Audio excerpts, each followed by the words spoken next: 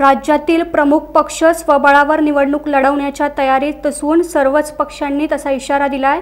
येत्या ऑक्टोबरमध्ये महानगरपालिका, नगरपालिका, जिल्हा परिषदच्या प्रलंबित निवडणुका होण्याची शक्यता आहे। निवडणूक आयोगाने अजून निवडणूक कार्यक्रम जाहीर केला नसला तरी मतदार याद्यांची फेरतपासणी सुरू झाली आहे। त्यामुळे निवडणूक कामांना वेग आलाय। गेल्या 10 जुलै रोजी निवडणूक आयोगाने जिल्हाधिकाऱ्यांची ऑनलाईन सभा घेऊन निवडणूक विषयक सूचना दिल्या आहेत। राष्ट्रवादी काँग्रेस अजित पवार यांनी स्वबळावर निवडणूक लढवण्याबाबत कार्यकर्त्यांना सांगितले असून तयारीला लागा असं म्हटलंय। तर काँग्रेसचे नाना पटोले यांनी स्वबळावर निवडणूक लढवू असं म्हटलंय। तसेच भारतीय जनता पार्टीचे मुंबई अध्यक्ष आशिष शेलार यांनी स्वबळावर निवडणूक लढवण्याचा इशारा दिलाय। अजून शिवसेना शिंदे गटाने निवडणुकीबाबत कोणतेही धोरण जाहीर केले नसले तरी शिवसेना उद्धव बाळासाहेब ठाकरे आणि मनसे युतीचे संकेत असून येत्या काळात निवडणूक ही स्वबळावर होणार असून युती आघाडी गुंडाळली गेली आहे।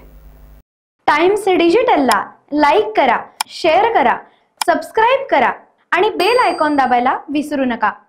Times digital.